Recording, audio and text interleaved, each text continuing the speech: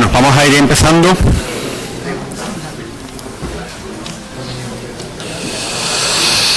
Pues la siguiente sesión del Congreso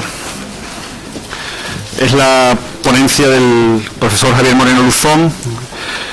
Javier Moreno Luzón es catedrático de Historia del Pensamiento y de los Movimientos Sociales y Políticos de la Universidad Complutense de Madrid. Ha sido también durante varios años subdirector del Centro de Estudios Políticos y Constitucionales y es un gran experto en la historia política parlamentaria de la Restauración.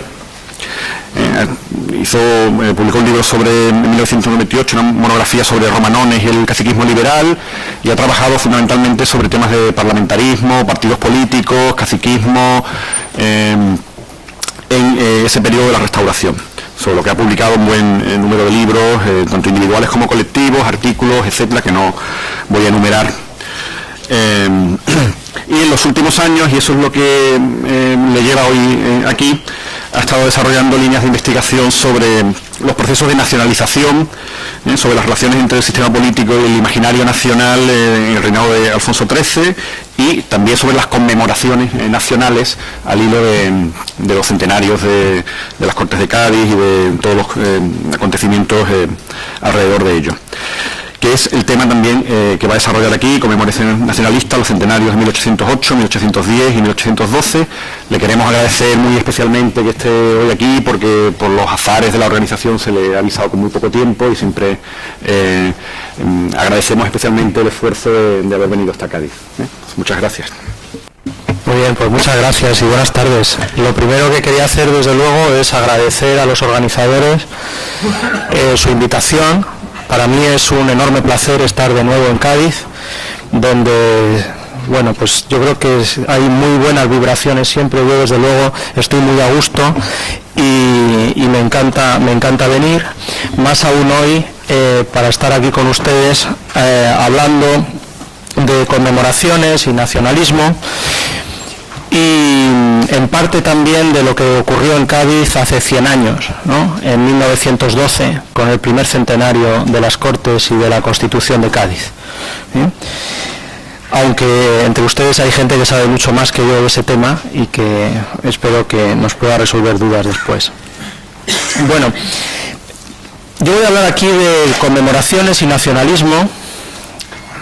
Podemos empezar diciendo que las conmemoraciones, sobre todo las conmemoraciones nacionalistas, se han convertido en un objeto habitual de estudio para la historiografía en la última década y media. Antes las celebraciones, los rituales conmemorativos, etcétera, pasaban casi desapercibidos, y hoy, sin embargo, pues hay una gran cantidad de literatura académica, de libros incluso, sobre ellos.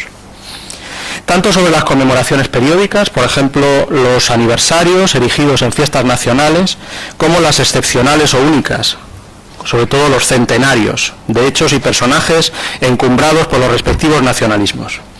Lo cual, a mi juicio, revela la importancia que ha adquirido en los últimos tiempos, también en España, pero no solo en España, por supuesto, lo que podríamos llamar la historia cultural de la política, fruto del acercamiento entre historia política e historia cultural. Ese acercamiento, que ahora nos parece algo lógico y sencillo, pues no lo ha sido tanto, porque mientras la historia social se vinculó a los asuntos culturales hace ya mucho tiempo, y desde hace años se puede decir que no hay historia social que no sea historia cultural realmente, en el terreno de la historia política esto no ha sido así. Los historiadores de la política hemos vivido apegados a otros paradigmas, a otras maneras de hacer historia, a la narración clásica, por ejemplo, o al acercamiento a otras ciencias sociales, sobre todo a la ciencia política, a la sociología política, etcétera, y la historia cultural nos producía hasta hace poco una cierta desconfianza, porque se la relacionaba con estas teorías posmodernas, que niegan la capacidad de los historiadores de conocer el pasado, y también porque recaía sobre ella, a veces con razón, la sospecha de esconder un nuevo determinismo, ¿no?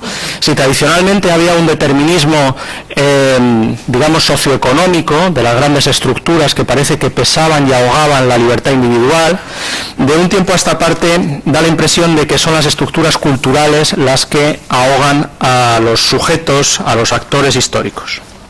Bien, pues esto ha cambiado en los últimos tiempos, como digo. Las nuevas tendencias historiográficas han salvado esas distancias, han desbrozado nuevos campos, que no se contraponen necesariamente con los campos anteriores de la historia política, sino que más bien los amplían, los completan. Los historiadores de la política han aprendido, por ejemplo, a valorar las percepciones, los símbolos, las construcciones culturales, los discursos y las prácticas políticas, y a considerarlos una parte sustancial de la vida política. Pues bien, en ese panorama, que como digo está cambiando, destaca sobre todo un tema, a mi juicio, especialmente, que es el de los nacionalismos. Los nacionalismos como ideologías, pero también como movimientos capaces de modelar y difundir identidades políticas. Y es en ese contexto donde las conmemoraciones han adquirido toda su visibilidad. Por un lado, porque los gobiernos y los regímenes políticos recurrían y recurren a ellas para imponer determinadas interpretaciones del pasado a fin de reforzar su propia legitimidad, casi siempre vinculada en el mundo moderno, como saben, a la nación, a la idea de nación. Por otro lado, porque diversos individuos y grupos han utilizado y utilizan las conmemoraciones para levantar, extender y renovar identidades nacionales. Para ello se sirven de relatos míticos acerca del pasado, mitos o relatos de origen que deben parecer verosímiles, no vale cualquier cosa que se pueda inventar uno, lo que tiene que resultar verosímil y socialmente aceptado para componer una genealogía de la comunidad nacional, un pasado de la nación que dé sentido al presente y que además anticipe el futuro, ¿no? Estas élites que elaboran los mitos y los conmemoran buscan elaborar proyectos también hacia adelante. Los mitos en general estos mitos nacionales se refieren a momentos fundacionales de la nación, por ejemplo, batallas decisivas, o a personajes, héroes y mártires que se habían sacrificado por la patria, quizá personalidades que encarnan los valores o el espíritu de la patria, un escritor, un artista, un santo, y sirven así, por lo tanto, al historiador para adentrarse en los imaginarios nacionalistas. Del mismo modo, el análisis de los festejos conmemorativos permite desentrañar algunos aspectos de los nacionalismos y de los procesos de nacionalización en las sociedades contemporáneas. Por ejemplo, ayudan a fijar sus rasgos definitorios, a discernir si tienen un carácter consensual o conflictivo y a percibir su naturaleza compleja, porque en esos procesos de nacionalización interviene un extenso abanico de agentes políticos, no solamente los gobiernos, no solamente las autoridades, sino múltiples asociaciones privadas, pasando por élites locales o medios de comunicación. La nacionalización tradicionalmente se veía como un proceso de arriba abajo, desde las autoridades hacia la ciudadanía. Ahora tendemos más bien a verlo como un proceso más complejo, donde muchas veces las iniciativas parten de abajo arriba, y no solamente hay nacionalización vertical, por ejemplo a través de la escuela, del ejército, etcétera, los campos tradicionales de la nacionalización, sino también nacionalización horizontal. Pues bien, en ese plano las conmemoraciones albergan experiencias de nación en la que los individuos asumen y actualizan determinadas versiones de la identidad nacional. Es decir, las conmemoraciones forman parte no solamente de las expresiones del nacionalismo, sino también de los procesos de nacionalización. Es decir, aquellos procesos por los cuales los individuos asumen que pertenecen a determinada nación. En el caso español, el interés historiográfico por las conmemoraciones se halla inevitablemente unido a un debate muy antiguo ya y muy central en la historiografía acerca de las identidades nacionales en la época contemporánea. Desde hace unos años, la tesis dominante sobre los nacionalismos en la España contemporánea afirmaba la debilidad del nacionalismo español y de sus procesos de nacionalización, sobre todo en el siglo XIX, a causa de la escasez de recursos estatales y también a causa de la falta de voluntad de las élites que habrían vivido encerradas en el disfrute oligárquico del poder sin interesarse por que sus conciudadanos adquirieran esa identidad nacional. En ello influía desde luego la existencia de varios proyectos nacionales contrapuestos. También se citaba a la Iglesia como un obstáculo para esa nacionalización. Se ha dicho muchas veces que a la Iglesia no le interesaba hacer españoles sino hacer católicos, ¿no? Y esto era pues un obstáculo a la construcción nacional. Y esa debilidad del nacionalismo español pues resultaba algo excepcional, se decía, en el contexto europeo. Como el nacionalismo español era débil, pues ese vacío que había dejado la nacionalización española lo aprovechaban otros nacionalismos, como el catalán, el vasco, etcétera, para crecer y desarrollarse ya a partir de finales del siglo XIX. Esta tesis de la débil nacionalización forma parte de lo que podríamos llamar la narrativa melancólica de la historia de España.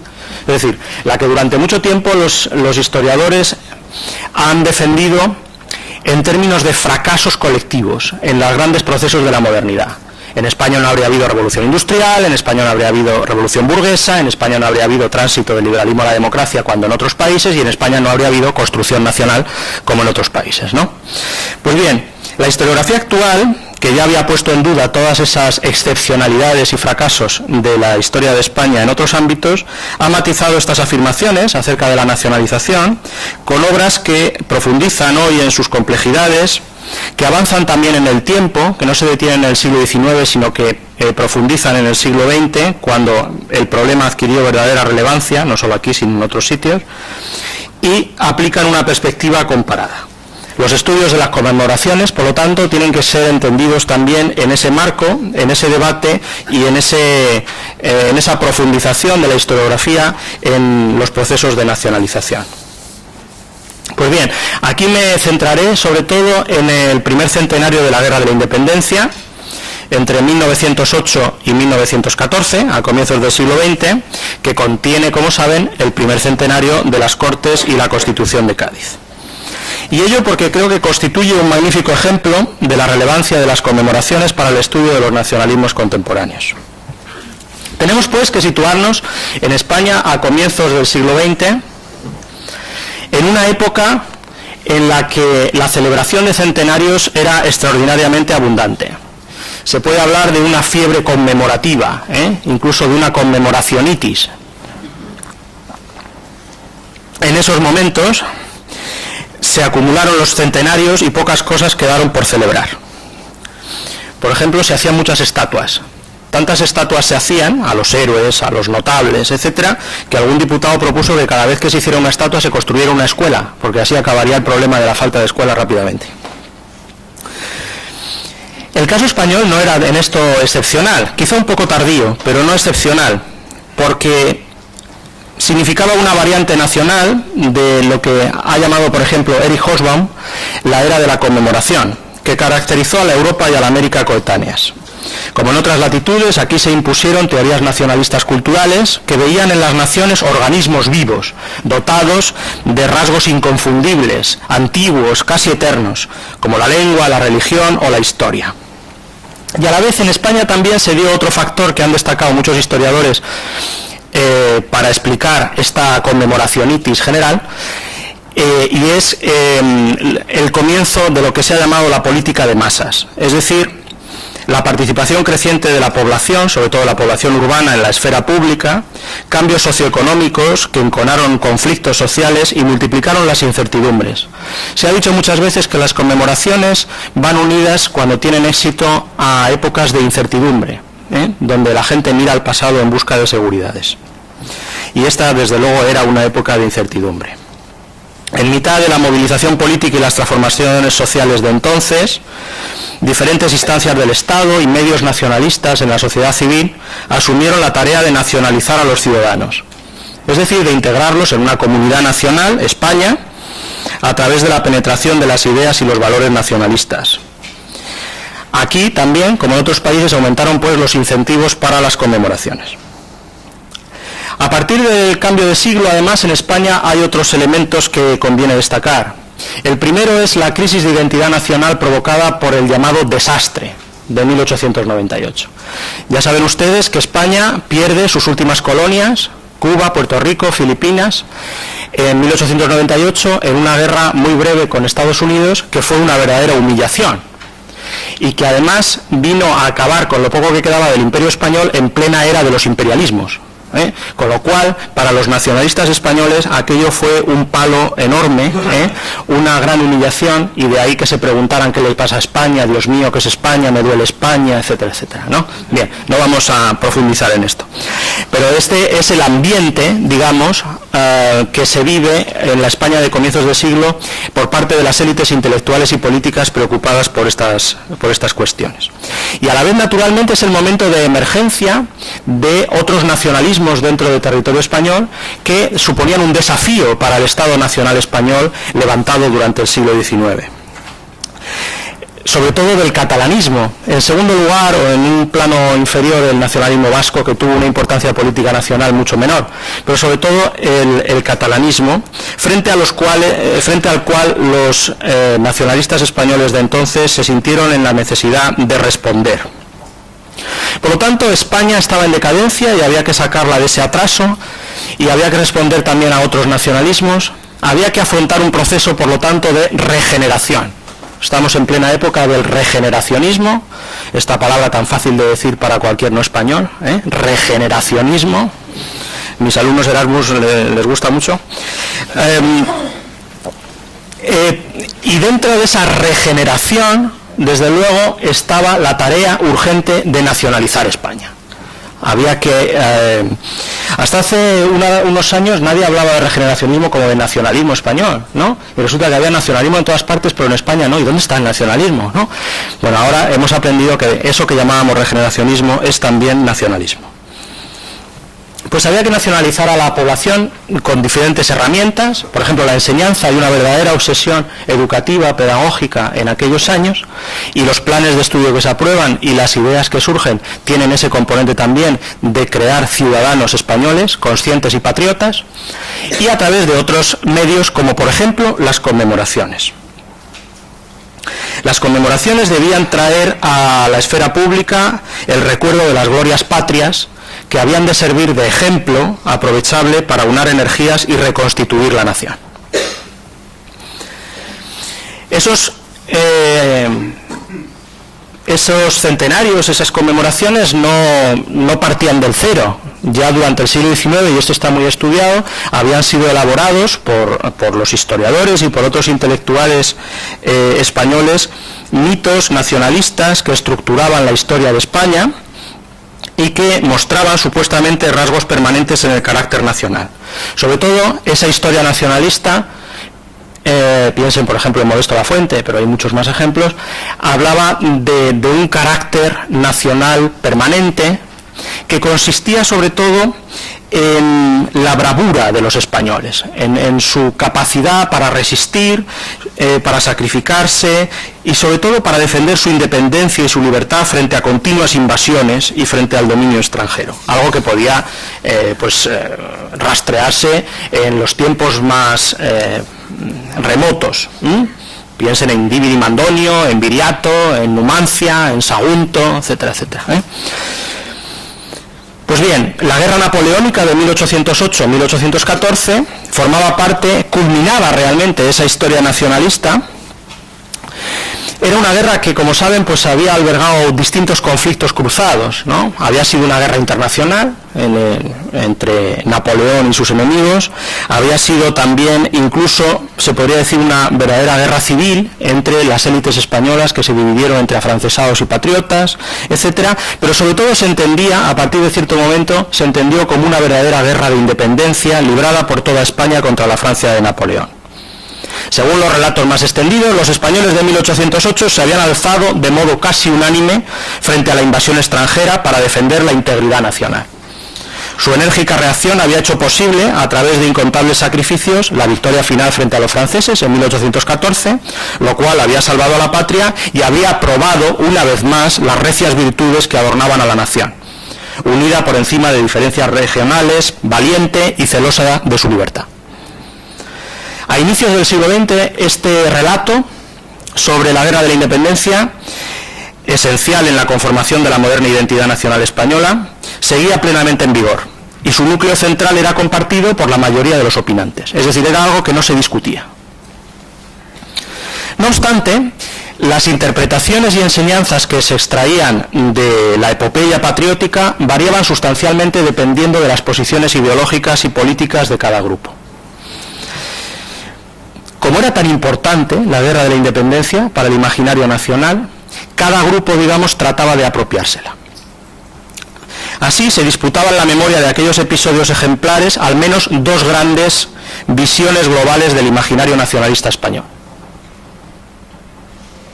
Por un lado, la liberal, fuera monárquica o republicana, y por otro lado, la católica o conservadora católica, ya decantadas durante el siglo XIX y agriamente enfrentadas en los primeros lustros del XX. Para los liberales, la guerra de la independencia, sobre todo, significaba el triunfo de la nación.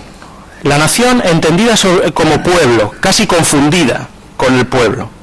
Un pueblo encarnado por los héroes salidos de sus entrañas. Era ese pueblo el que, pleno de dignidad y altivez, el que había conservado las virtudes casi eternas de los españoles y había empujado al país hacia la modernidad frente a unas élites sociales y políticas cobardes o egoístas, entregadas al invasor. Como afirmaba un diputado republicano en 1910, en España había un pueblo grande, colosal, el más grande de Europa, el más grande del mundo. No había otra cosa que pueblo. Ese carácter populista de la interpretación liberal de la guerra de la independencia, sobre todo, había cuajado en un relato canónico en los episodios nacionales de Benito Pérez Galdós, como saben, concebido como un instrumento para la socialización nacionalista de los ciudadanos. No por casualidad, en 1908 se publicó una versión resumida y adaptada al público infantil de la primera serie de los episodios, y el propio Galdós fue casi llevado en andas durante el centenario como una representación viva de la patria. Por ejemplo, en San Fernando, en la conmemoración de septiembre de 1910.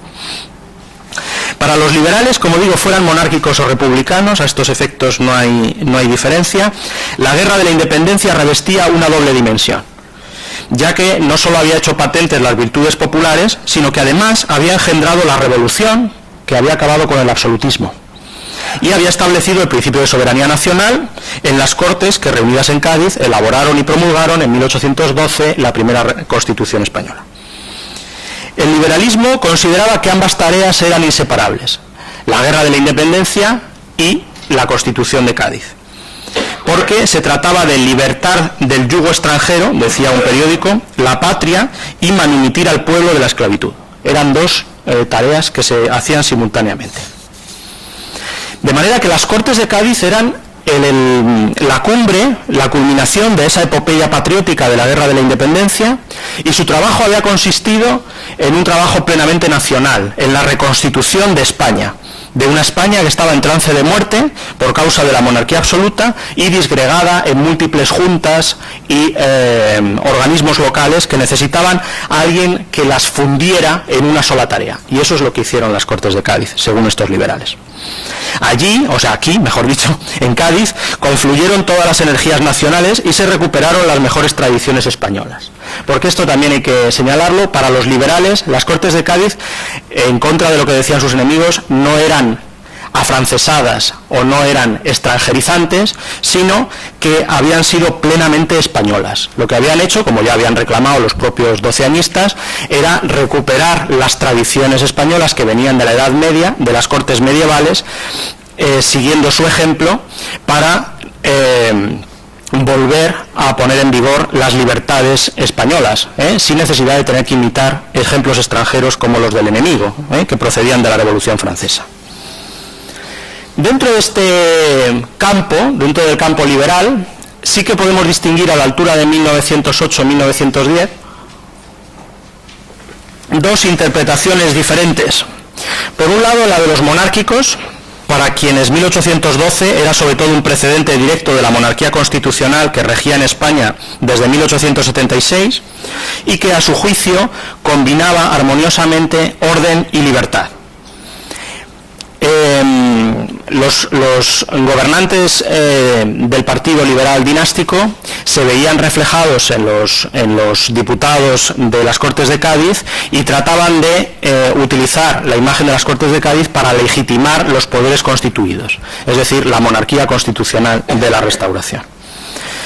Mientras tanto, los republicanos, mucho más críticos naturalmente con la situación presente, resaltaban los aspectos democráticos de la herencia gaditana y contrastaban la pureza que atribuían a los diputados de 1812 con la corrupción, el caciquismo y las malas prácticas políticas de la Restauración. Frente a los mártires de la libertad, pues estaban Romanones y compañía haciendo de las suyas. Es decir, para ellos los diputados de Cádiz eran una inspiración para regenerar el país, para regenerar España, acabando con el caciquismo, ¿no? Como saben, aquí hay resonancias de Joaquín Costa y de los intelectuales republicanos de entonces. De hecho, los republicanos fueron seguramente los más conscientes de todos los políticos españoles de la época de las potencialidades nacionalizadoras del centenario. Seguramente tenían en la cabeza el ejemplo de la Tercera República Francesa y propusieron hacer de las Cortes gaditanas el mito de origen de una nueva España potente y democrática. Pues bien, esto sería el campo liberal, pero frente a él se encontraron con un conjunto de opiniones muy fuertes en contra de esta interpretación, que eran las opiniones de la derecha católica, para quienes lo que contaban en la Guerra de la Independencia no era este doble relato liberal de protagonismo del pueblo y conquista de la libertad, sino la religiosidad de los españoles. Según esta interpretación católica, en 1808 los españoles habían peleado contra las novedades revolucionarias que procedían de Francia y en favor de la monarquía tradicional hispánica, estrechamente ligada a la Iglesia. Según este nacionalismo confesional, la identidad española era indistinguible de la fe católica, en cuya defensa había encontrado España sus días de mayor gloria. Es decir, España solo era España si era católica.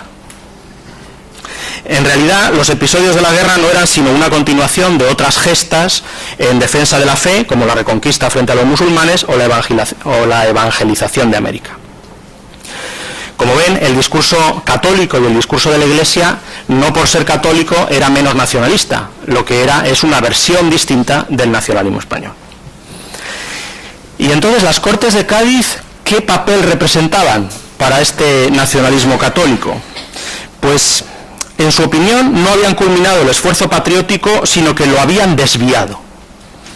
Sirviendo las ideas del enemigo francés, se habían dedicado a atacar los verdaderos motivos de los españoles con el fin de destruir a la Iglesia. Era cierto, decían, que la Constitución de 1812 había declarado oficial la religión católica, pero esto lo consideraban como una especie de ardid hipócrita de quienes habían abolido la Inquisición y habían aprobado la libertad de imprenta, lo cual para ellos era el comienzo de un siglo de guerras y odios civiles en España. De manera que para los sectores católicos lo fundamental en la conmemoración era distinguir de una manera precisa entre la conmemoración de la Guerra de la Independencia, que era aceptable en estos términos de reivindicación de la España tradicional, católica y monárquica, y la conmemoración de las Cortes de Cádiz, con la cual no estaban en absoluto de acuerdo. Los diputados de Cádiz, para estas gentes, para los diputados liberales, eran masones. La masonería, ya saben, que era una obsesión, el chivo expiatorio para la derecha católica hasta bien entrado el siglo XX, y la propia Constitución era diabólica, ¿no? Dicen en algún momento. Hay algún, por ejemplo, El Siglo Futuro, un periódico tradicionalista, decía que la Constitución era un dragón apocalíptico, utilizando esa imagen bíblica. Bueno, además hay que tener en cuenta que en estos momentos, a principios del siglo XX, la principal fractura en la política española era la que separaba a clericales de anticlericales. Estamos en esos momentos en plena batalla entre clericalismo y anticlericalismo, y la Iglesia lo vivía aquello como una amenaza. La sociedad española estaba cambiando, se estaba secularizando, y aquello provocó que la Iglesia emprendiera campañas para recristianizar España. La conmemoración de la Guerra de la Independencia debía ser parte para la Iglesia de esas campañas de recristianización del país. Así pues, como vemos, entre 1908 y 1914 había varios actores relevantes dispuestos a utilizar la celebración del centenario de la Guerra de la Independencia para magnificar, justificar sus propias posiciones. Las interpretaciones históricas de los acontecimientos rememorados no eran pues inocentes, sino que tenían inmediatas repercusiones políticas.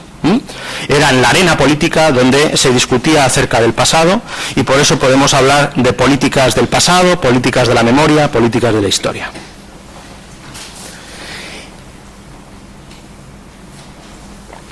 En la esfera pública española de entonces, la prensa tenía una importancia crucial.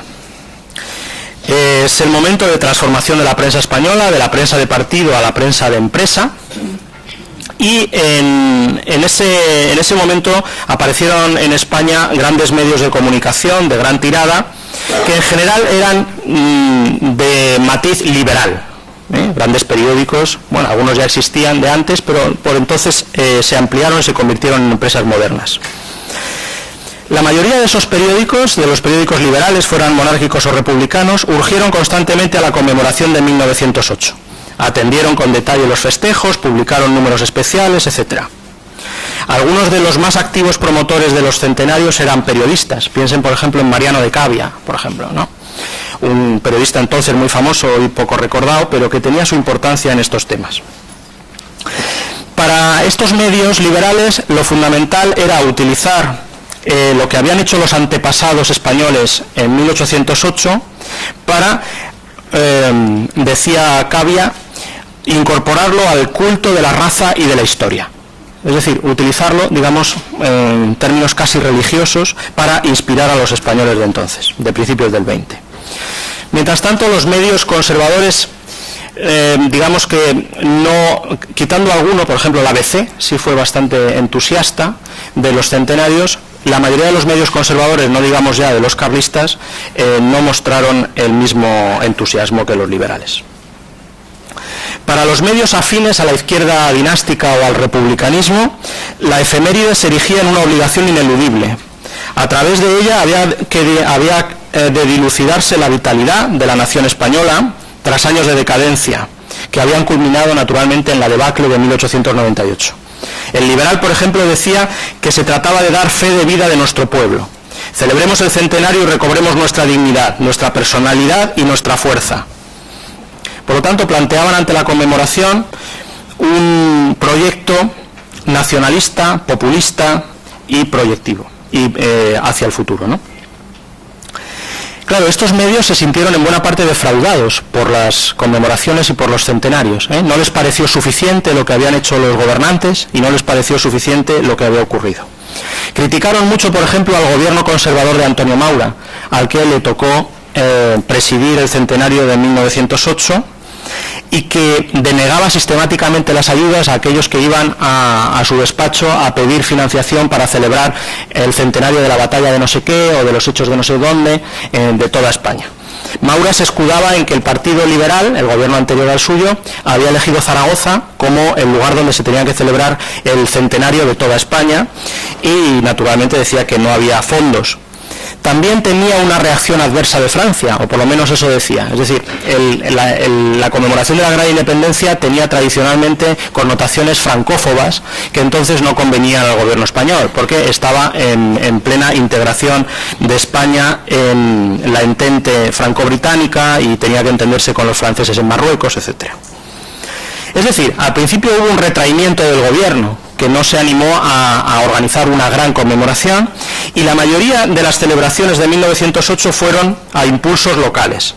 Incluso en Madrid, la capital de la monarquía, y donde, saben, se celebraba el 2 de mayo como la mecha que había prendido la rebelión antifrancesa, el ayuntamiento conservador tardó mucho en ponerse en marcha, y las iniciativas más dinámicas partieron de la sociedad civil madrileña y del ejército. Por ejemplo, instituciones como el Círculo de Bellas Artes o el Centro de Hijos de Madrid, que elevó un monumento al pueblo del 2 de mayo, etc. y el cuerpo de artillería. Por ejemplo, pues si conocen Madrid, en la Plaza del 2 de Mayo se conserva todavía el arco del cuartel de Monteleón, con las estatuas de Daoiz y Velarde ahora allí, y bueno, pues organizó un gran festival escolar donde los niños recibieron una especie de catecismo patriótico, se explicaba la vida de los grandes héroes como ejemplo para la infancia, etcétera, y donde se vio esa vocación pedagógica de los militares, que van a ser uno de los actores más activos en las conmemoraciones de entonces. Pues bien, pese a estas medias tintas gubernamentales, las celebraciones de Madrid fueron todo un éxito, hubo un gran eco popular, la gente se volcó, participó en todas las actividades, y en ello tuvo mucho que ver la figura de Alfonso XIII, la figura del rey, que participó, acudió a la práctica totalidad de los números previstos. Claro, la presencia del rey, la presencia del monarca, hacía que cualquier celebración local se convirtiera en una celebración nacional, que adquiriera un alcance y unas dimensiones y unas repercusiones nacionales. Se demostró entonces, por lo tanto, la gran potencia nacionalizadora de la monarquía, lo cual pues tampoco era sorprendente, porque en buena parte de los países europeos las monarquías habían emprendido esas tareas nacionalizadoras y esa identificación con sus respectivas naciones. Piensen, por ejemplo, no sé, la reina Victoria como, salvando todas las distancias, ¿no?, la reina Victoria como símbolo del Imperio Británico, ¿no? El rey acudió, como digo, a los festejos, descubrió lápidas, asistió a funerales, presidió desfiles, funciones, fiestas académicas, inauguró monumentos, una gran exposición, tomó parte en la procesión cívica que recorrió el centro de la capital. En ese festival escolar de la artillería que he señalado, dio a besar la bandera de España al príncipe de Asturias, en lo cual pues parece que al público le emocionó grandemente, según la prensa de entonces. En fin, digamos, contribuyó a aquellos actos, contribuyeron a la popularidad del rey, y los liberales monárquicos interpretaron aquello como una adhesión del pueblo a una monarquía cuasi democrática. ¿Qué pasó en el resto de España? Pues más o menos las celebraciones siguieron pautas similares. Se organizaron exequias por los fallecidos en la guerra, pasacalles, bailes, procesiones cívicas o cívico-militares, se repartieron ayudas a los pobres, premios a los escolares. Se organizaron veladas musicales y teatrales, exposiciones de objetos históricos, homenajes a héroes alrededor de sus estatuas, se descubrieron lápidas, se pusieron primeras piedras, se inauguraron monumentos, etc. El patrón consistía en destacar los méritos y hazañas autóctonas en la Guerra de la Independencia, sin cuestionar su carácter de lucha española. De hecho, las distintas ciudades competían entre sí por ver cuál había sido más valiente o había hecho una aportación más importante a la epopeya patriótica. Aquí podemos ver, a veces se ha discutido como una parte de esa debilidad del nacionalismo español, el peso, la influencia de las identidades locales, que es evidente, ¿no?, en la España contemporánea. Se ha tenido por un rasgo de esa debilidad del nacionalismo español. Más bien ahora tendemos a pensar que simplemente en España se ha accedido a la identidad nacional muchas veces a través de la identidad local o regional. Y esto tampoco es una excepción, incluso en la misma Francia, que pasa por ser el país más donde la nacionalización tuvo más éxito, también hay esa relación entre la petite patrie y la grande patrie, ¿no?, la pequeña patria y la gran patria. Bueno, pues esto es lo que ocurría en España. A través de la patria chica, diríamos aquí, se accedía a la patria grande, que era España. Esto en el centenario de la Guerra de la Independencia se ve con toda claridad. Las identidades nacional y local, a veces la regional, se reforzaban mutuamente en rituales que enfatizaban la cohesión de la comunidad en torno a las virtudes de aquellos paisanos que habían muerto o que se habían bregado un siglo atrás contra las tropas francesas. El ejemplo de los muertos fortalecía el espíritu cívico de los vivos, ¿no? Hay un artículo muy famoso de Anthony Smith, uno de los especialistas en nacionalismo más conocido, que habla precisamente de esa importancia de los muertos en el nacionalismo. Bien. En la mayoría de los lugares llevaron la batuta a los ayuntamientos o parlamentarios con influencia en sus respectivos distritos, que ejercían una especie de liderazgo comarcal, y en algunos sitios tomaron la delantera asociaciones como casinos, círculos recreativos, ateneos, sociedades económicas de amigos del país, etcétera, etcétera. En Sevilla, por ejemplo, se organizó lo que se llamó la Fiesta de la Solidaridad Española, ¿Por qué se llamaba de la solidaridad española? Porque era claramente una respuesta a la solidaridad catalana, organizada poco antes, en 1906. La Solidaridad Española de Sevilla no era un partido ni una coalición política, era una fiesta folclórica donde había gente vestida de todas las regiones españolas y celebrando el centenario. Cataluña, a estos efectos, tuvo sus rasgos peculiares. En principio, también allí se recordaron episodios gloriosos de la Guerra del Francés, sobre todo la principal conmemoración. Hoy ha estado aquí hablando Ferran Lluís Toledano, que ha estudiado este tema muy bien. Fue el centenario de la batalla del Bruc, donde se montó una fiesta con un fuerte contenido católico. Y hubo, como en todas partes, élites locales que resaltaban, señalaban, subrayaban la contribución de los catalanes a la guerra de la independencia, igual que luego habría también en el siguiente centenario, pues, gentes que escribirían acerca de la contribución de los diputados catalanes a las Cortes de Cádiz, ¿no? Sin embargo, en las élites catalanistas había cierto recelo respecto a estas celebraciones nacionalistas españolas, como es lógico, e incluso tenían preparada otra conmemoración alternativa, que era el 7º centenario del nacimiento del rey Jaime I de Aragón, convertido en padre de la nacionalidad catalana. Aquí ya podemos ver una contraposición entre patriotismo catalán y nacionalismo español, no necesariamente un acceso a través del regionalismo correspondiente a el nacionalismo español. Pues bien, el gobierno de Maura, que había apoyado con cicatería, como hemos visto, otras conmemoraciones, apoyó el centenario de Jaime I, y es que a los conservadores españoles de entonces les gustaba más la idea de un rey benévolo que gobernara sobre un conjunto de territorios autónomos que el espectáculo de las masas populares alzándose en armas contra un emperador, ¿no?, que era lo que se celebraba en 1908. Además, convenía a la estrategia política de Maura en aquellos momentos entenderse con los catalanistas, porque estaban en negociaciones con ellos para sacar adelante la ley de administración pública. Como es previsible, aquello indignó al españolismo liberal, que se quejaba de las honras a la momia del rey don Jaime, decía, y criticaba naturalmente al gobierno de Maura por no celebrar lo que había que celebrar. Como digo, el ejército también dio muestras de ser un agente nacionalizador de primera línea. El ejército de entonces había interiorizado el papel de defensor de la patria frente a los separatistas, como decían ellos, y no hay que olvidar que poco antes habían conseguido la ley de jurisdicciones tras el asalto, famoso incidente del Cucut, el asalto a las redacciones de los periódicos catalanistas en Barcelona. Siempre el ejército español con el respaldo del rey, con el respaldo de Alfonso XIII, y presentándose como los héroes del levantamiento contra Napoleón, lo cual pues era una cierta distorsión histórica, pero que servía a sus intereses. El epicentro de todas estas conmemoraciones fue Zaragoza. En Zaragoza, como he dicho, el gobierno liberal anterior a Maura había decidido hacer la conmemoración nacional, no en Madrid, sino en Zaragoza, y por lo tanto fueron los únicos festejos que contaron con apoyo del gobierno en aquel año, con apoyo económico.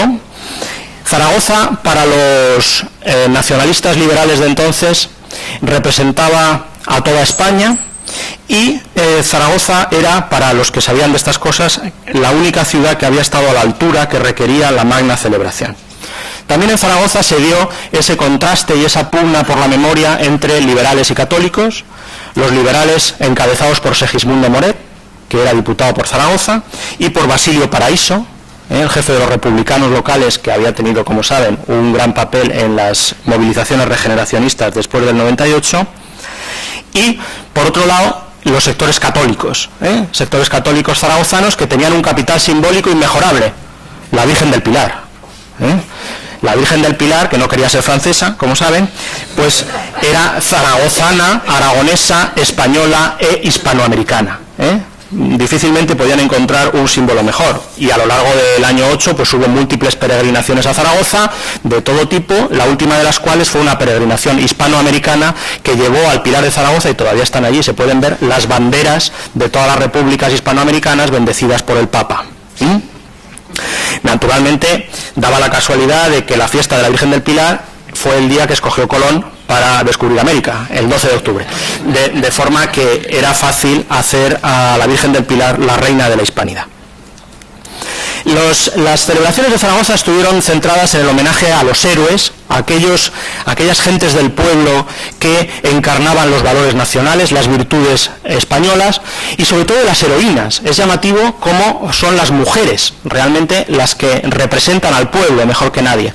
Son madres, son esposas, son personas que están en teoría condenadas a vivir en el ámbito privado, pero que salen a lo público en los momentos de emergencia y que representan mejor que nadie a la patria, ¿no? En primer lugar, naturalmente, Agustina de Aragón. Las lápidas y monumentos de Zaragoza se dedicaron a esos ejemplos cívicos. Y en Zaragoza también se asistió a la emergencia, gracias a la financiación del gobierno en parte, de un nacionalismo proyectivo hacia el futuro, de un nacionalismo regeneracionista, liberal, modernizador, encabezado por esos sectores, por Basilio Paraíso en primer lugar, que pensaban que el centenario debía ser una ocasión para la modernización del país. Y naturalmente, a comienzos del siglo XX, ¿qué había que hacer cuando uno quería apostar por el progreso económico? Pues una exposición. La exposición famosa de París de 1889, como saben, que había celebrado el centenario de la Revolución Francesa cuando se construyó la Torre Eiffel, y muchas otras exposiciones internacionales servían de ejemplo. Así que los liberales de Zaragoza apostaron por una exposición de artes e industrias, pero una exposición hispano-francesa, lo cual era llevar la contraria a toda la francofobia tradicional y también a los sectores católicos que veían en Francia al enemigo laico, anticlerical, democrático, etcétera, y republicano. Bueno, pues aquella exposición fue modesta, por supuesto, pero fue un gran éxito, igual que lo fueron la mayoría de las celebraciones de Zaragoza. Pues bien, ¿qué pasó en Cádiz?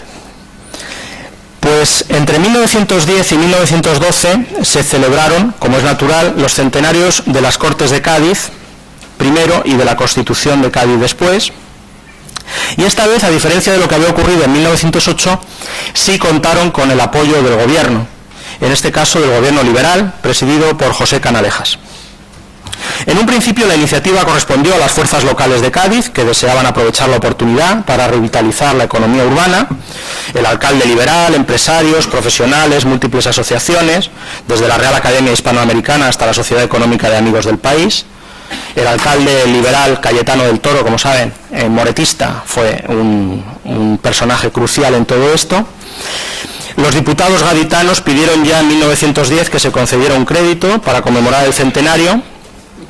Los republicanos en el Congreso presentaron una moción diciendo que mereceríamos que se nos declarara incapaces de reverencia y culto y con ello de amor a las libertades conquistadas por la progenie de los insignes, honrados y castizos constitucionales españoles, si tan señalada y memorable fecha la dejáramos de pasar inadvertida. Se referían al 24 de septiembre de 1910, que era el centenario de la primera reunión de las Cortes en San Fernando, y que el gobierno recogió esa proposición y decidió declarar fiesta nacional, algo que tenía bastante importancia. Fíjense que las fiestas nacionales de entonces eran las fiestas dinásticas, el santo, el cumpleaños del rey, de la reina, etcétera, pero no había una fiesta nacional como tal, como el 14 de julio en Francia, y esto no lo hubo hasta el 12 de octubre como Día de la Raza en 1918.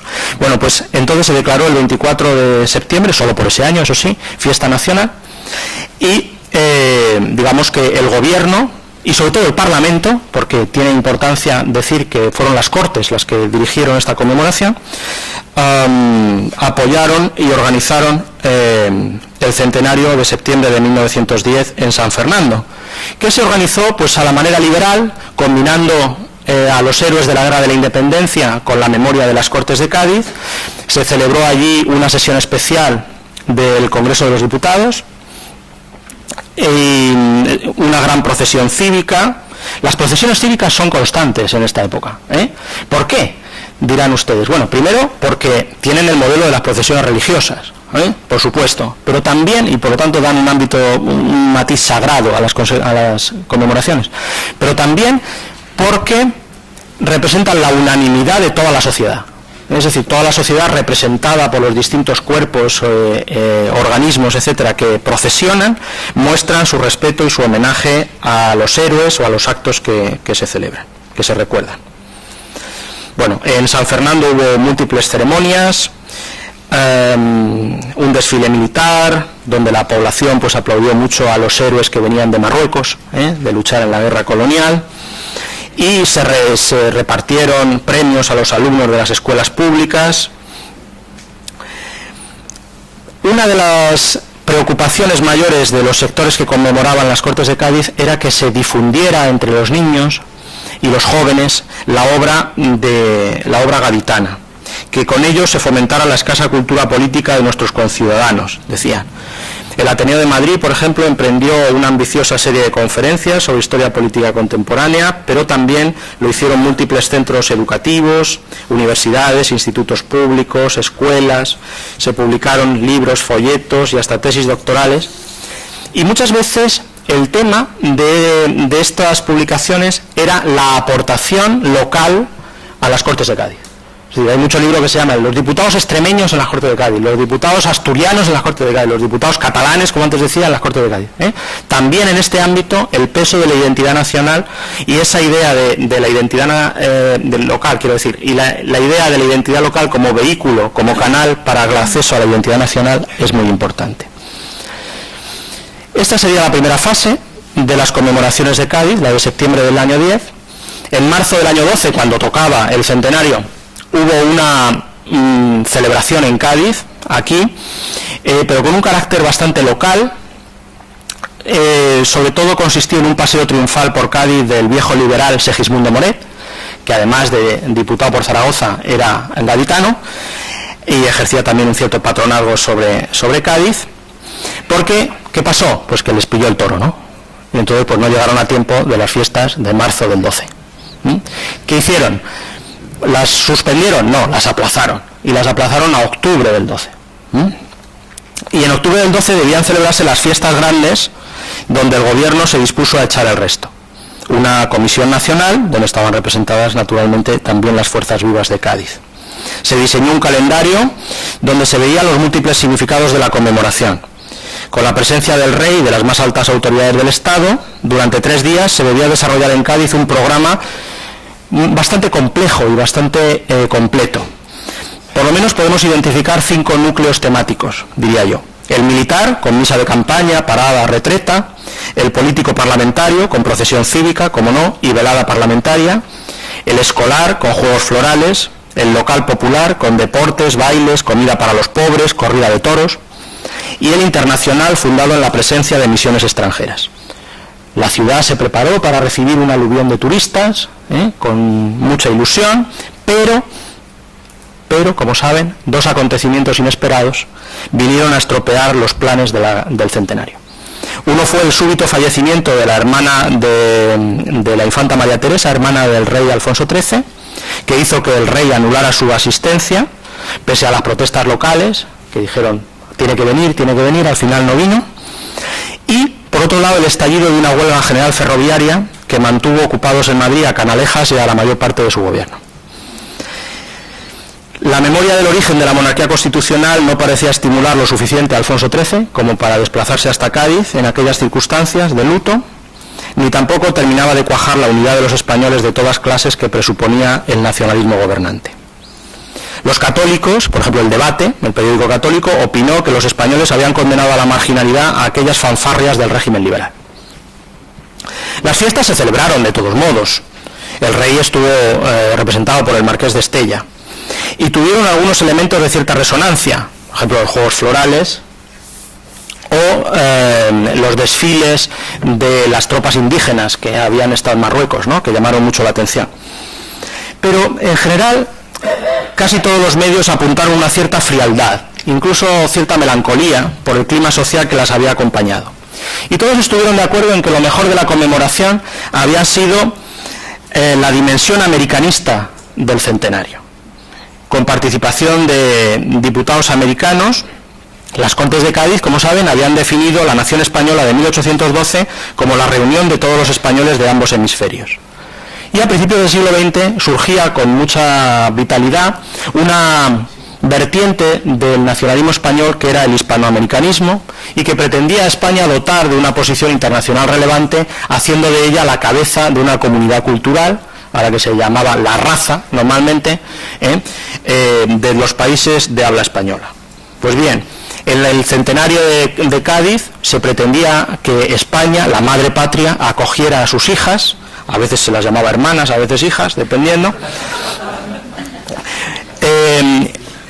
También porque las repúblicas americanas por entonces, hispanoamericanas, estaban pues bastante en contra de la intervención de Estados Unidos.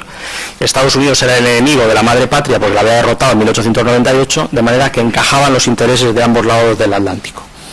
España había enviado ya delegaciones a los centenarios de las independencias americanas en 1910, 1911, y en 1912 les tocaba a los americanos venir a España al centenario español, que era el de las Cortes de Cádiz. Bueno, y efectivamente, algunas repúblicas hispanoamericanas enviaron delegaciones de altura, incluso presididas por expresidentes de las repúblicas.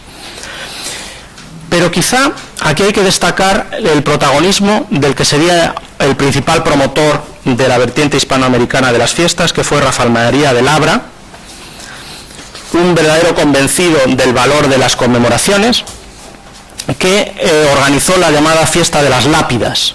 Qué cosa tan tétrica, dirán ustedes. Bueno, las lápidas, ¿qué eran las lápidas? Pues esas placas conmemorativas que se pusieron en la fachada de San Felipe Neri y que fueron en buena parte pagadas por asociaciones americanistas españolas y sobre todo por los centros sociales fundados por emigrantes españoles en Cuba, Puerto Rico, Argentina, Chile, México, Estados Unidos, y que celebraban los principios liberales de la Constitución, desde la soberanía nacional hasta la libertad de los indios, y que formaron en la fachada de San Felipe Neri un verdadero marco ceremonial, un verdadero espacio de memoria. Esto fue, como ven, una iniciativa privada, no era una iniciativa del gobierno. Labra era el contacto de muchos de estos centros de migrantes con España y fue verdaderamente un éxito.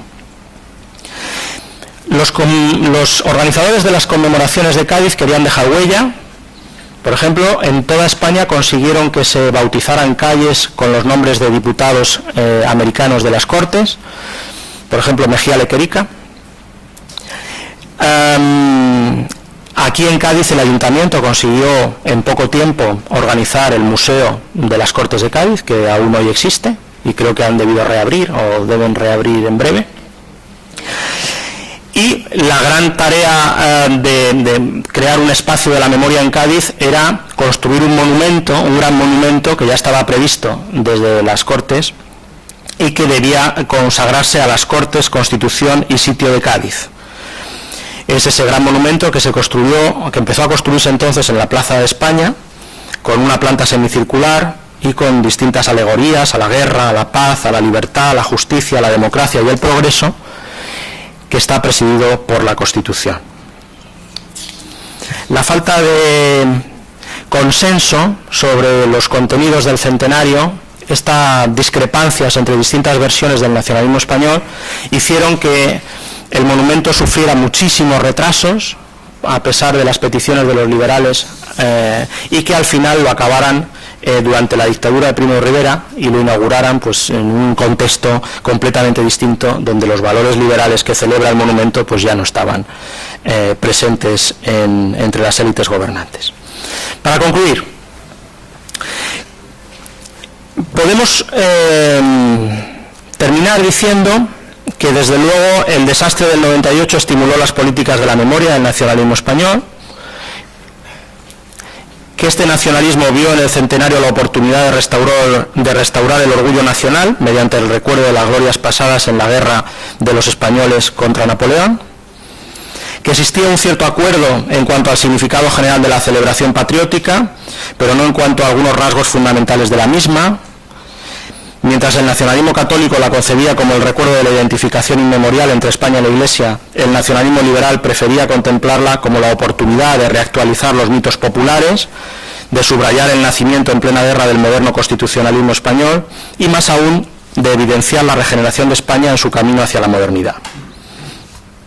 Las iniciativas gubernamentales defraudaron a menudo por su timidez, pero se vieron compensadas por el activismo de distintos agentes de la sociedad civil, entre los cuales destacaron sobre todo la prensa liberal y todo tipo de asociaciones de carácter cultural, el ejército, como hemos visto, erigido en baluarte de la unidad nacional, y también el rey Alfonso XIII, plenamente imbuido de los mitos nacionalistas y consciente de la capacidad de nacionalización de la corona.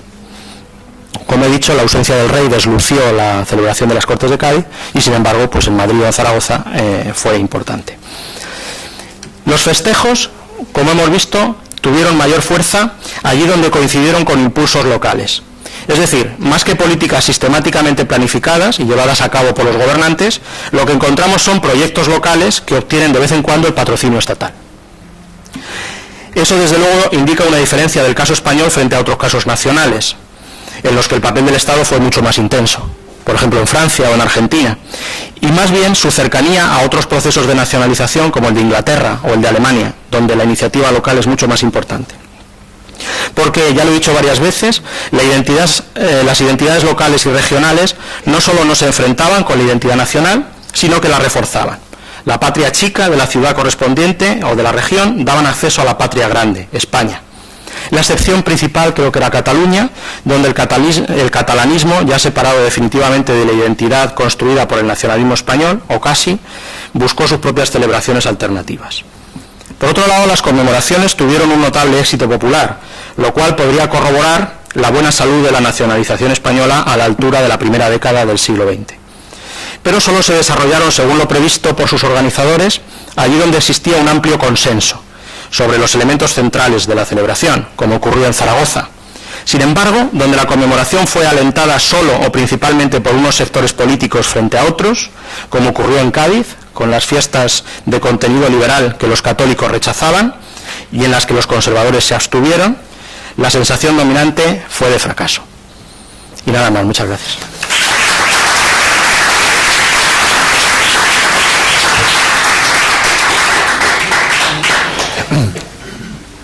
Lola, hay debate, ¿no? Tenemos, sí. Bueno, pues si todavía tenemos ímpetu dialéctico y ganas de preguntar, tenemos unos minutitos para el debate de esta sesión y de todas las de la tarde, ¿no? Que se hacen conjuntamente, así que los ponentes de esta tarde pueden...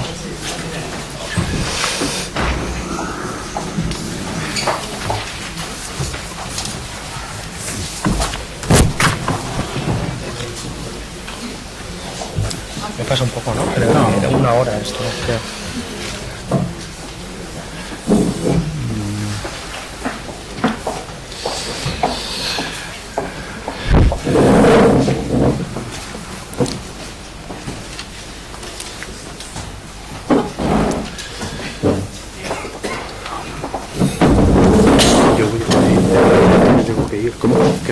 Ya porque tengo mujeres entrando y entro pasa bueno.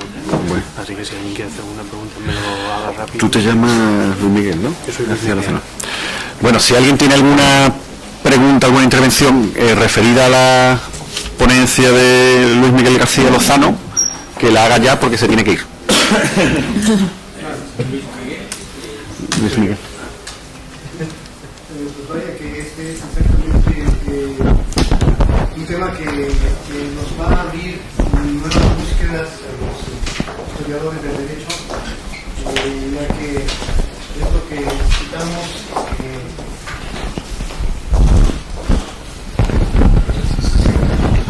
es lo que necesitamos, que trabajos como este podamos compartirlo para encontrar pues justamente en América el inicio de la doctrina de las instituciones jurídicas, de una sistemática que se origina con la Constitución de Cádiz, pero que sabemos que hay antecedentes. Ya en el siglo XVIII, en un manual para formación de abogados que se llama Ciencia del Foro, aquí pues se corrige alguna plana, en otro pie de página se insiste en que lo que deben de aprender los abogados españoles es el derecho patrio.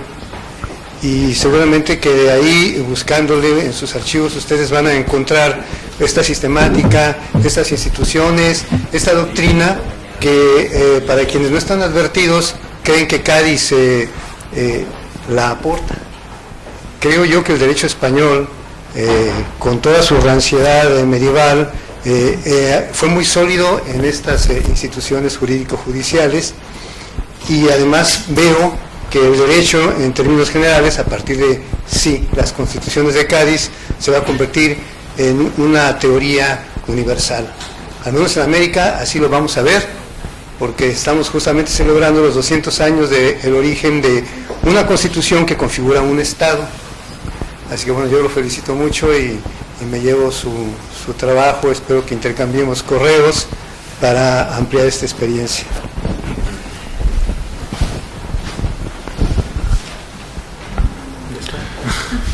Entonces, tú estás una joven en esta cosa. ¿Crees que el constitucionalismo iberoamericano pueda encontrar en la Constitución de Cádiz una matriz de la que pueda salir todo este haz de problemas y digamos que pueda sistematizar un conjunto de ideas fuertes tal como lo tiene el paradigma anglosajón, el paradigma de la Revolución Francesa? Es decir, ¿crees que pueda proyectarse imaginariamente un paradigma iberoamericano? Bueno, pues en varias ocasiones se ha puesto de relieve precisamente la influencia que tiene la Constitución de Cádiz a lo largo de determinados países, y obviamente la influencia que queda clara y es notable en muchos países de Latinoamérica, y es sobre todo también, por ejemplo, en la Constitución del Reino de Nápoles y dos Sicilias, que muchas veces nos olvidamos de él. España en bastantes ocasiones, el otro día se suscitó una pregunta sobre si la Constitución actual en vigor en España ¿por qué no se reconocía que tenía una influencia en Cádiz? Yo personalmente no lo opino, pero sin embargo ha quedado claro que España acudía a las leyes fundamentales de Bonn, acudía también en cierto modo a la Constitución de Weimar y también acudía al derecho constitucional italiano. O sea, el traslado de influencias entre Italia y España era bastante común y era bastante habitual. En el caso de América, por supuesto, yo creo que tuvo bastante influencia en el desarrollo posterior del derecho constitucional. También hay que tener en cuenta que América siempre un poco, por desgracia, ha rechazado y sigue rechazando, sobre todo en determinados países como puedan ser Bolivia, sigue rechazando esa idea de la madre patria y de este asunto, y de hecho en Bolivia los discursos de los políticos son a veces hasta incendiarios, en el sentido de que rechazan todo lo que venga de España, casi planteando el asunto desde el punto de vista de que vamos a volver otra vez, vamos a resucitar a Colón, vamos a coger otra vez las dos carabelas y la nao, va a ir otra vez a conquistar América, y bastantes problemas tenemos nosotros como para ir ahora a meternos en otros asuntos que además no nos importan ni nos conviene meternos en ellos. Entonces yo pienso que sí, que evidentemente la Constitución de Cádiz ha tenido una influencia en el desarrollo constitucional posterior de América, dependiendo del país, mayor grado o menor grado, y por supuesto también hay que hacer notar, como ya le he dicho, el rechazo que siempre ha habido manifiesto a todo lo que oliese a España, igual que en España lo había todo lo que oliese a Francia.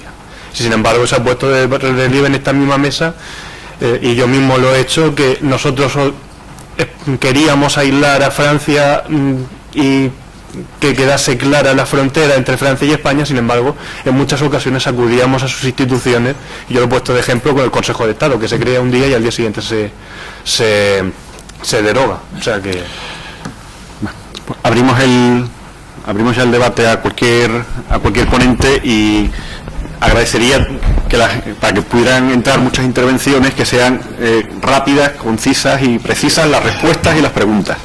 El profesor Rodríguez. Que lo he visto a él primero. Gracias. Sí, bueno. El tema de la representación tiene una bibliografía bastante extensa, y me parece que valdría la pena de considerarla. Uno de los problemas de las dos ponencias, en mi opinión, es que toman una visión de un lado, sugiriendo que igualdad era algo lógico, pero el problema fundamental es que se está hablando de cosas diferentes. Por ejemplo, en aquel entonces se creía que el cálculo de Humboldt, de la población de Hispanoamérica, 16,5 millones de habitantes, y España 10,5, entonces igualdad quería decir que los españoles iban a ser minoría en sus propias cortes. Yo dudo que eso pudiera haber existido en América o Alemania o Inglaterra o Estados Unidos. Si nadie quiere decir, ustedes pueden participar conmigo y yo me quedo con la minoría en esta empresa. Entonces la discusión de los americanos en cierta forma era exagerada. Ahora, los no hispanos fueron muy importantes, pero no fueron los únicos.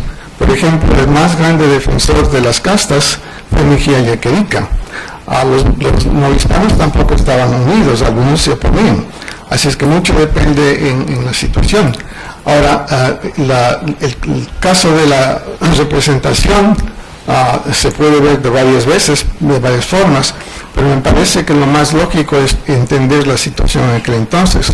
Lo que los americanos querían eran dos cosas. Una, tener representación que les haría la mayoría, y dos, que separe las cortes hasta que haya elecciones en América, que también hubieran sido una cosa exagerada. Pero del lado de los peninsulares, sí hubo gran apoyo. Por ejemplo, cuando hay el voto sobre lo que va a pasar en la Constitución, y habían 104 diputados ahí, 100 diputados votaron a la igualdad y 4 en contra. En el caso de la situación de si se permitía nuevas elecciones en América, el presidente de las Cortes en aquel momento era un nuevo hispano, Pérez, y Pérez paró la discusión y dijo a los que estaban en contra que no importaría si perderían. Entonces, en ese caso un nuevo hispano lo paró, pero el voto, si mal no me acuerdo, era alrededor de 65 a 62. Entonces eso quiere decir que una gran mayoría de los españoles también estaban a favor de eso. Y finalmente, el caso de la representación se hizo un problema muy polémico y bastante violento, porque hubo ataques de diferentes tipos, por ejemplo del Consulado de México, que insultó a las castas, a los indios, etc. Pero en el debate ya se cambió de igualdad sino a mayoría, y eso fue un problema. Una solución se propuso de un diputado de Asturias, me parece, y su sugerencia fue que se den 100 o 150 diputados a cada lado, y que se podían elegir a base de poblaciones locales. Entonces, los españoles estaban dispuestos a dar igualdad, pero no superioridad a los americanos. Ahora, la otra cosa es que hay que ver qué pasaba en el mundo en entonces, no lo que creemos nosotros. El Parlamento inglés, que se supone que es el mejor del mundo, ni siquiera dio un diputado a los blancos de América, ni uno. Jamás reconoció a los indígenas como sujetos de la monarquía, y en Estados Unidos no llegaron a ser ciudadanos hasta 1924. En contraste, desde el principio, desde la Junta Central en adelante, los indígenas y los mestizos no de ascendencia africana eran ciudadanos, y no hubo ningún debate sobre eso. Y finalmente, el otro aspecto es que ¿dónde tenían derecho gente de ascendencia africana en ese mundo? En ese sentido, estoy de acuerdo que deberían tenerlo, pero se tiene que ver cómo era la situación en aquel entonces. Y finalmente, lo que sí se hizo en las Cortes es decir que en casos especiales de gran mérito podían ser ciudadanos. Ahora, en Estados Unidos hubo una tremenda guerra, la más violenta de todas las guerras de Estados Unidos, para terminar con la esclavitud. Y todavía hay prejuicios contra los agentes de ascendencia africana. Bueno, yo quiero contestar a su pregunta, profesor. En las 30 páginas del escrito se da la idea y la tesis que los novohispanos utilizaron esa idea de la igualdad de representación, pero para solicitar beneficios para sus provincias. Y a través de las 30 páginas se desarrolla esa idea y se evidencia que efectivamente estos novohispanos que han llegado con instrucciones provinciales utilizaban el concepto de nación como una estrategia para tener beneficios en sus provincias.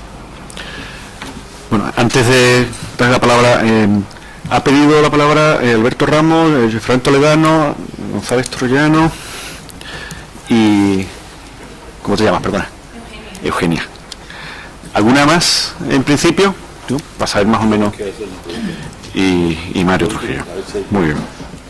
Alberto. Bueno, yo...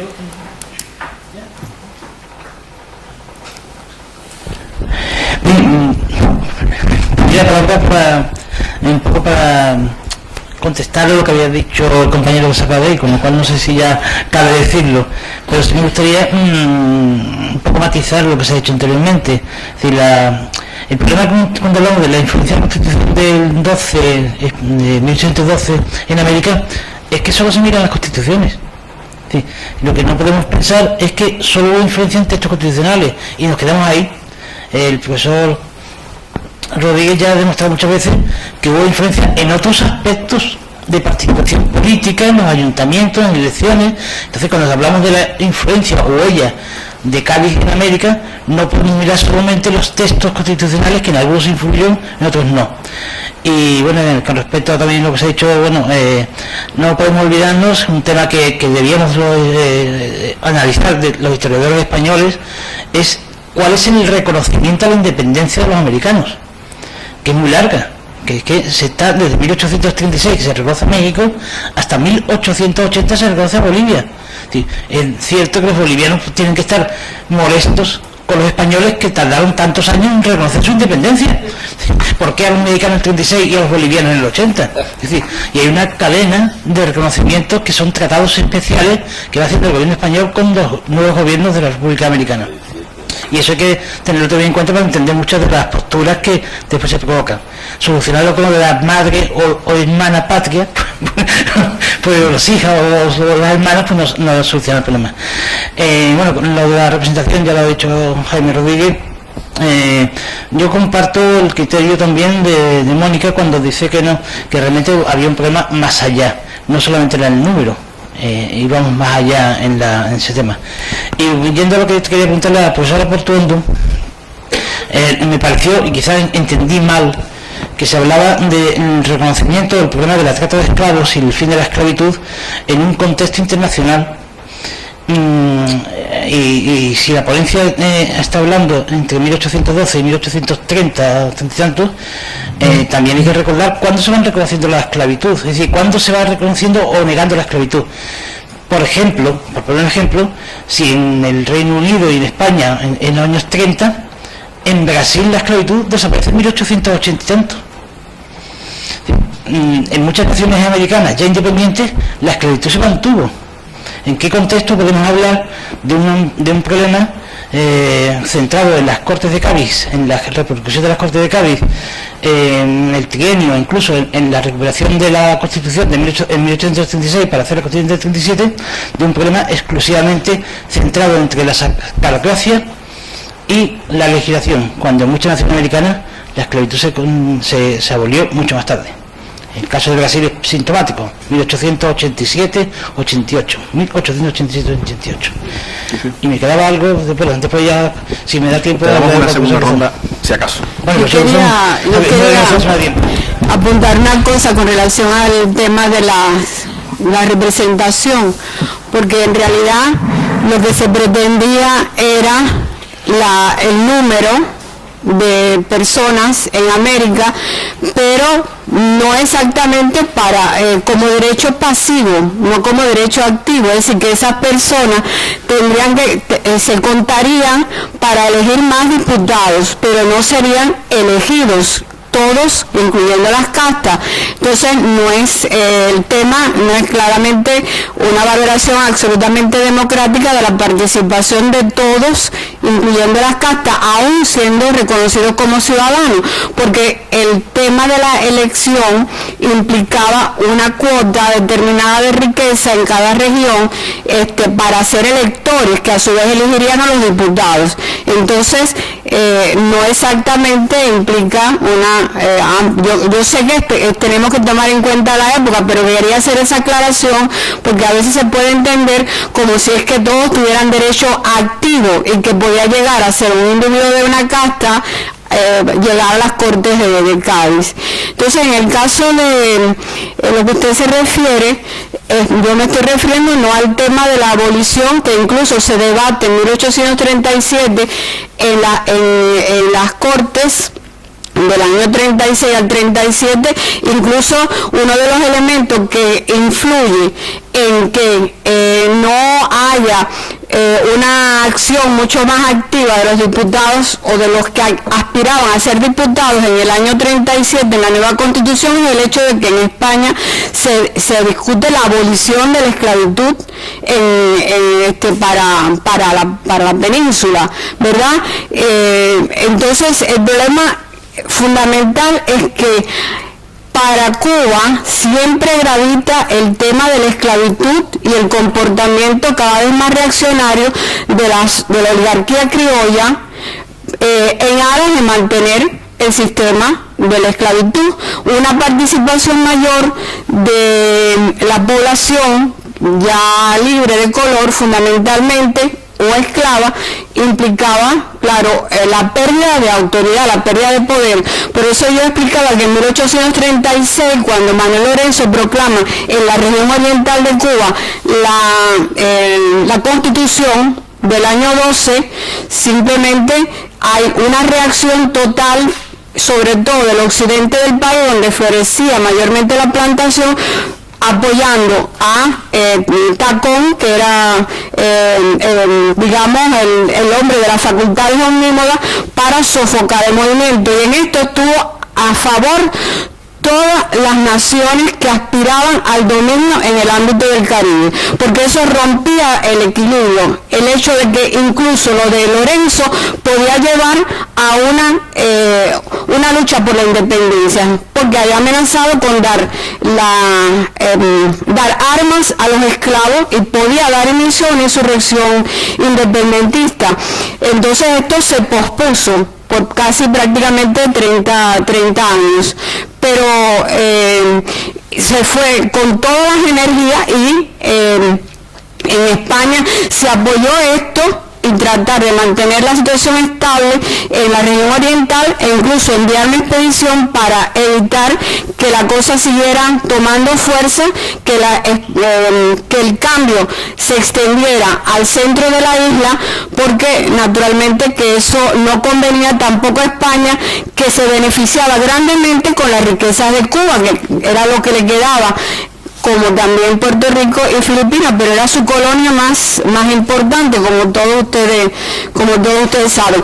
Inglaterra, que había proclamado la independencia de la esclavitud, a la abolición de la esclavitud en Jamaica y en sus otras colonias, se opuso a esto simplemente porque había muchos propietarios ingleses que tenían esclavos en Cuba, particularmente en las minas de cobre de la región oriental, y se blindaron para liquidar la situación en esta región. Profesor Toledano. Sí. Bien, al profesor Moreno Luzón.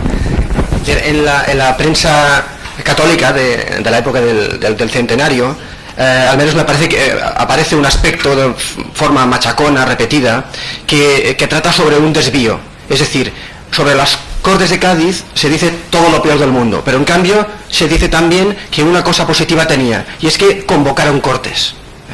Es decir, parece que se sume es una visión que se suma a una larga historia de desvíos, y que me parece muy bien justamente que nuestra historiografía ha superado la historia de los fracasos, pero las perspectivas culturales o de la historia cultural parece que hablan más bien, nos están hablando de choques entre historicismos, de desvíos en los comuneros o desvíos en el 18 extranjerizante, y ahora los católicos de aquella época hablaban de este desvío, de unas cortes que pudieron ser y no fueron. Entonces este es un aspecto que me gustaría a ver qué es lo que piensas, y al lado otro, que es el de la relación entre parlamentarismo y claro, también y procesos de nacionalización, porque claro, una de las quejas, no del lado de los católicos, sino del lado digamos liberal y de la izquierda liberal, era la escasa cultura cívica, la escasa cultura constitucional, que la conmemoración vino a destiempo, que no se enseñaba en las escuelas, que las Cortes y Cádiz no aparecía la guerra, y poco, pero no la Constitución. Entonces claro, llevábamos décadas de crítica a los partidos, como Sarasola lo has puesto muy bien, de manera muy acertada, pero de crítica a los políticos en camisa, todas las biografías que se hacen negativas sobre los políticos, no solo desde los sectores conservadores, sino desde sectores liberales y progresistas. Entonces, la cuestión sería, ¿hasta qué punto aquí no sucede lo que el profesor Banti ha señalado para Italia, que fue un vaciado, sobre todo en los años entre los 60 y 80, vaciado de la soberanía del legislativo, del Parlamento, y una transferencia de esta soberanía de forma sacralizada hacia la monarquía? Es decir, la nación no es la soberanía del Parlamento, sino que la nación es la monarquía. Entonces esto quizás dificulta también, porque cuando llega a 1910, llega al 1912, claro, la visión que se tiene negativa de la política, de los políticos, no solo procede del desastre de la literatura, del desastre que sí, evidentemente, ¿no?, pero quizás también de un fenómeno de larga duración que en términos de cultura política ha sido, digamos, negativo también, no sé.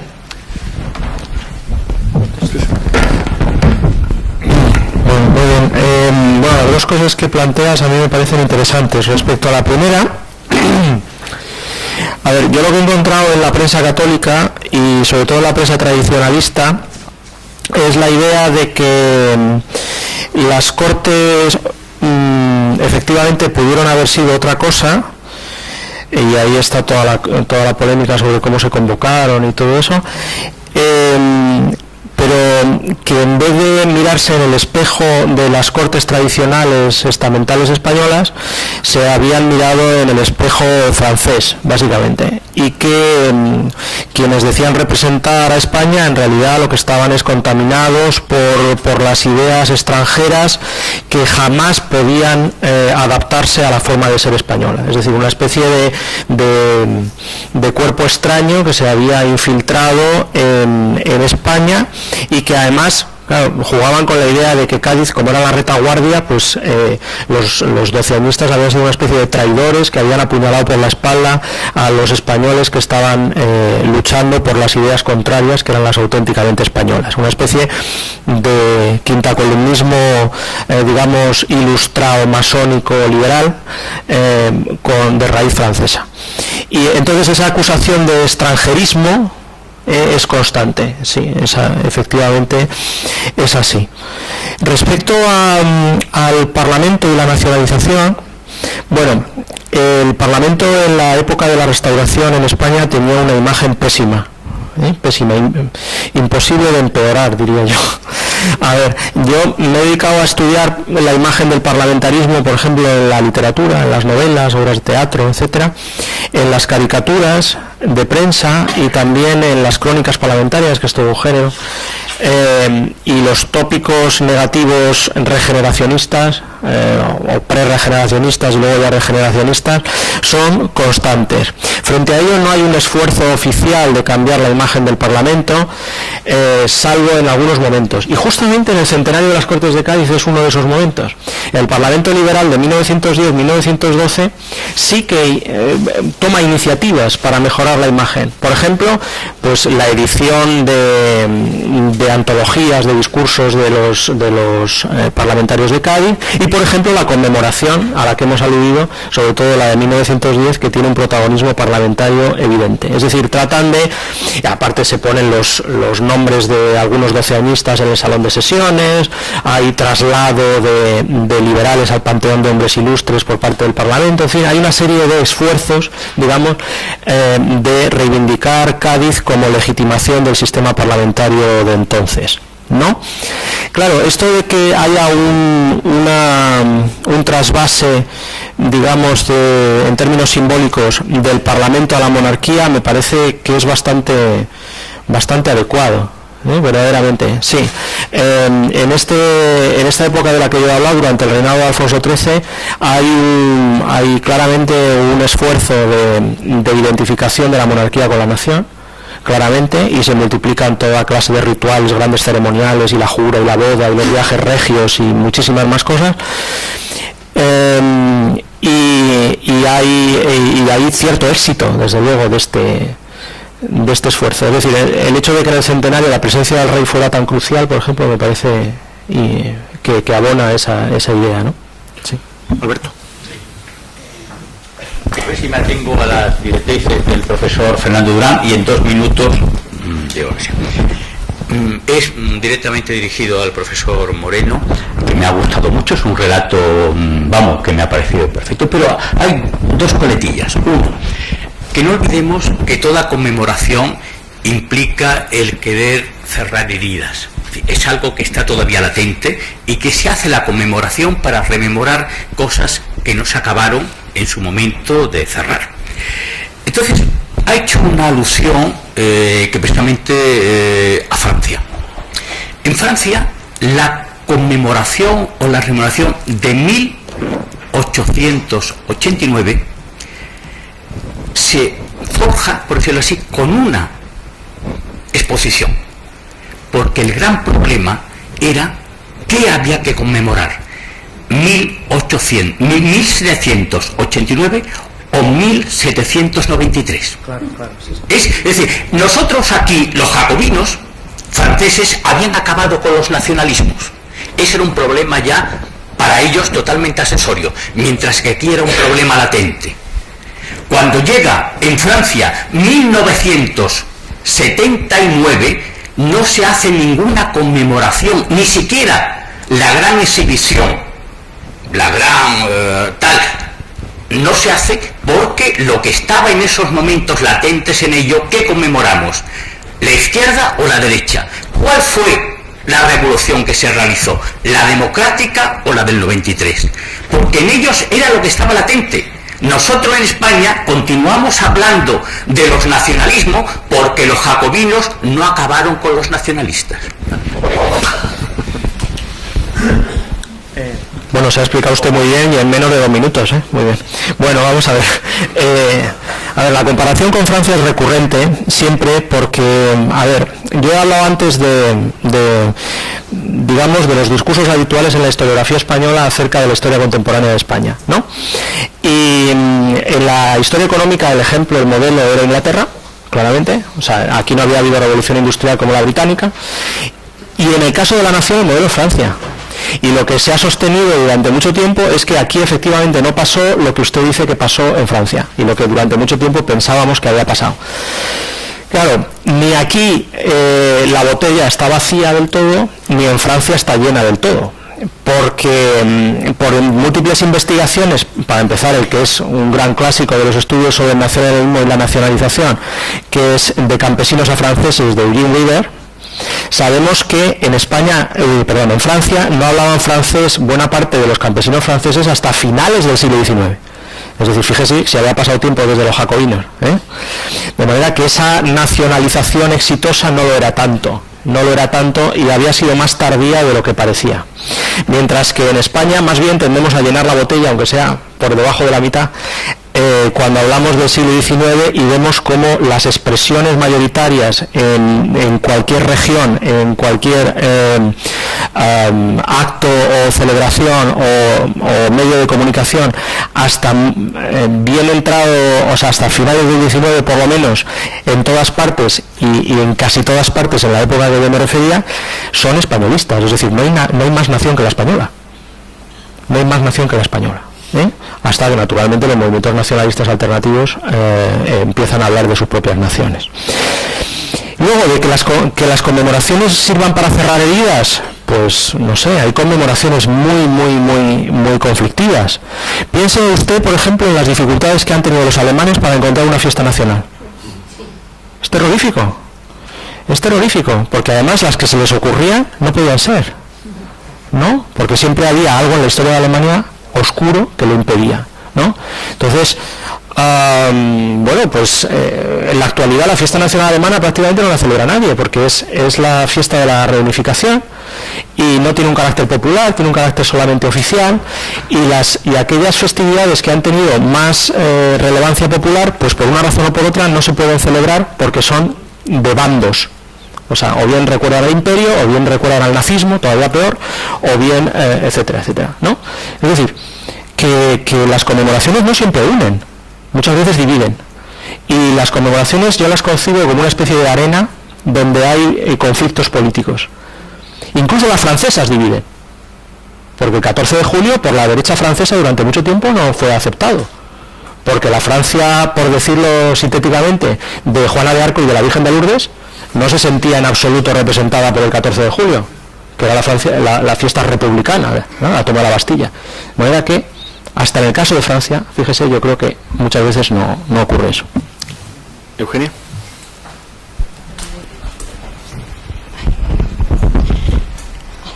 Mi pregunta era para la profesora Olga, y yo he observado de que cuando se ha hablado de negros y mulatos libres, el término libre es siempre muy relativo, porque claro, cuando nosotros pensamos en hombres libres en Latinoamérica siempre pensamos en los criollos, pero se entiende de que son negros o mulatos libres, aunque no tenían derecho, por supuesto tenían más derecho que un esclavo que también era negro o mulato, y me gustaría saber qué derechos tenían esos negros o mulatos libres respecto a los esclavos.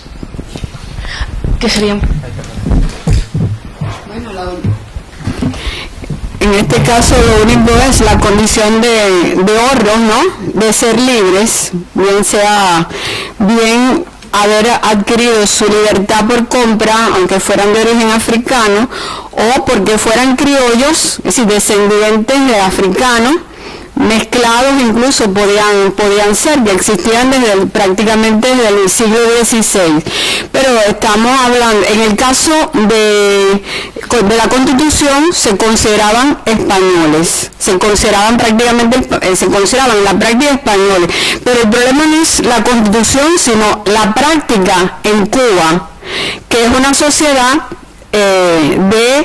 donde prevalece la esclavitud, y por consiguiente yo incluso he explicado en el texto que muchas de las determinaciones que asume la Constitución en el 12 no se aplican en Cuba, porque es un sistema estamental, un sistema de casta lo que existe, y entonces bueno, pues ahí no tienen prácticamente los libres. Mientras hay esclavitud, el libre de color no tiene los derechos, todos los derechos, simplemente porque es que hay un grupo de su origen que son esclavos. Esta es la razón que va a llevar, entre otras cosas, a la revolución del 68. ¿Me comprende? Es decir, que no es que la Constitución le otorgue algo que realmente en la práctica ya no podían, aunque fuera, por ejemplo, se le diera el derecho a estudiar como sacerdotes o que estudiaran en la escuela, siempre la aplicación iba a ser negativa. Bien, para terminar. Bueno, yo tenía una pregunta para Javier Moreno. Y también quiero responder algunas cosas sobre lo de los diputados no hispanos. Sí, y en el primer bicentenario no salen grupos de anarquistas cuestionando el bicentenario. Hoy en la mañana inclusive nos encontramos una pega con una R y no sé si vayan a pronunciarse el lunes. No sé si es una época en donde están todavía los anarquistas, ¿no? Esa es una cosa. Y la otra, la cuestión de los diputados no hispanos es bastante apasionante. Todavía Alberto Ramos llevó un problema a México, a la ciudad, sobre los suplentes, ¿sí? suplentes que estaban aquí, o sea que no habían sido elegidos, ¿no? Pero yo creo que sí, todo hay que verlo precisamente en el contexto histórico y sobre todo un diputado como Ramos Arizpe, que era el dolor de cabeza para Argüelles, definitivamente, ¿sí? Venían las sesiones y cuestionaba y debatían, pero hay que recordar también que Ramos Arizpe regresa y no solamente lo meten preso aquí, sí, sino regresa y también es un diputado. Lo que yo creo es que lo que estaban haciendo era la presencia de la Nueva España, también de Perú, de las otras provincias, e inclusive también una reforma administrativa, ¿no? Y que se contaran las provincias internas, sobre todo Ramos Arizpe. Hay un documento muy hermoso de Ramos Arizpe en donde está pidiendo una nueva ordenación de ese régimen, ¿no? Era lo que quería decir nada más. Bueno, pues entonces... Bueno, yo lo que he podido ver en la prensa del movimiento obrero, tanto socialista como anarquista, ya sabe que el movimiento obrero en España está dividido, pues es una completa indiferencia, digamos, ante la conmemoración. Es decir, no. Por ejemplo, recuerdo que el Socialista, el periódico del Partido Socialista, el periódico oficial, no hace una sola mención el 19 de marzo de 1912 al centenario de la Constitución de Cádiz. Recuerda que el 18 de marzo fue la Comuna de París, por ejemplo, ¿no? Y lo mismo con el 2 de mayo de 1908. O sea, lo que se cuenta es lo que han hecho los trabajadores el 1 de mayo, ¿no? Bueno, aunque respecto al anarquismo y las conmemoraciones hay algo muy curioso y que se ha estudiado bastante bien, y es que durante la Guerra Civil los líderes anarquistas utilizan profusamente las imágenes de los héroes y las heroínas antinapoleónicas, porque son representantes del pueblo que libra la guerra de la independencia. En el caso de Madrid de 1936 son los milicianos los que, y además hay carteles y hay de todo, que representan los nuevos guerrilleros, son los milicianos, incluyendo los anarquistas, ¿no? Bueno, pues entonces ya estamos fuera de tiempo, mejor lo discutimos fuera porque hay que cerrar y que el personal que siento.